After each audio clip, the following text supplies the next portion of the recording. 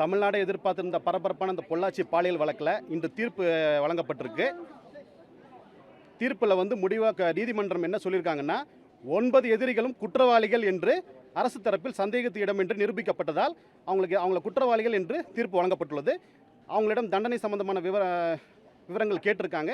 அவங்க வந்து வயது காரணமாகவும் அவங்க வந்து திருமணமாகாதவர்கள், வயதான பெற்றோர்கள் இருக்கிறாருன்ற உடல்நிலை காரணங்களாகவும் சொல்லி லீனியன்சி கேட்டிருக்காங்க. அரசு தரப்பில் கடுமையான வாதங்கள் வைக்கப்பட்டுள்ளது. இது வந்து ஒரு அரிதான வழக்கு. அதெல்லாம் பெண்களுக்கு எதிரான வழக்கில் வந்து நீதிமன்றம் ஒரு கண்டிப்பான ஒரு தீர்ப்பு வழங்கணும், கடுமையான தண்டனைகள் வழங்கணும். இந்த வழக்கை பொறுத்த வரைக்கும் 376D கேங் ரேப் வந்து நிரூபிக்கப்பட்டிருக்கு. அதெல்லாம் 376 2N மீண்டும் மீண்டும் பாலியல் குற்றத்துக்கு உட்படுத்துவது, இந்த 2 முக்கியமான ஒரு மேஜர் அஃபென்ஸில் வந்து கன்விக்ஷன் பண்ணியிருக்கிறாங்க. அதனால் அதோட உயர்ந்தபட்ச தண்டனை வந்து பார்த்திங்கன்னா சாகும் வரை ஆயுள் தண்டனை. அதை அரசு தரப்பில் வந்து தெளிவாக ரொம்ப அழுத்தமாக அந்த உச்சபட்ச தண்டனை வழங்க வேண்டும் என்று நாங்கள் கோரிக்கை வச்சுருக்கிறோம். நீதிமன்றம் அதை பரிசீலனை பண்ணுவாங்க.